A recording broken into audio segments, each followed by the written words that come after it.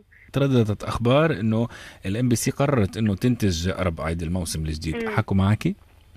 حكوا معي، مهم. نعم.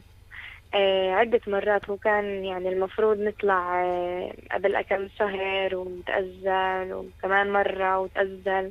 بعرف إذا هالحكي هالمرة يعني، بعرف إذا طلع رح تكون عن جد هاي المرة. مهم. بعرفش. اذا القرار نهائي يعني. إذا القرار لنحكي نهائي لنحكي ما بعرف. للمستمعين أمم، نانسي انه انت سافرتي على بيروت وكمان يعني غنيتي امام لجنة التحكيم.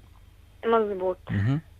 وراح نشوفك يعني اذا بحل. وانقبلت. وانقبلتي صحيح انقبلت الصراحة يعني يمكن أنا أول مرة بحكيها هيك علنا. مم. بس مترددة يعني، مش أكيد أعاود أطلع على ليش؟ البرنامج. هاي فرصة كبيرة وحدة. يعني، واحد ممكن عم يسمعك هسه بيستغرب بقول كمان قبلت وكمان هاي فرصة لتحقق انتشار كتير واسع وكبير، أمم، ومتردد ليه؟ بصراحة من بعد تفكير هيك بالموضوع، بعرف حابة وحاسة إنه لازم أتأنى يعني، وأطلع السلم درجة درجة، مهم. عشان يعني كل خطوة تكون ثابتة. مش بحبش أنا أستعجل بالأمور يعني. الأشياء اللي بتيجي بسرعة كمان بتروح بسرعة، أنا هذا اللي بآمن فيه. نعم. ف وما لهيك بتخافي يعني، انه هالفرصة ما تتكرر يعني؟ طلع أنا بآمن إنه اللي المفروض يصير بصير. بيصير بالنهاية.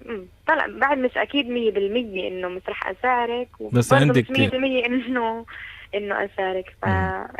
فعندي ترددات معي. عندك ترددات. البعض أمم. بيقول انه العقد اللي بيقدموه لإلكم للمشاركين عقد كتير معقد، هاي كمان ممكن يكون سبب لانه انت عم تترددي. ممكن واحد من الأسباب كمان. تمام. أمم. طيب احنا بنتمنى نشوفك عبر الام بي سي، ونشوفك كمان دايما باغاني هيك جديده وبحفلات وامسيات.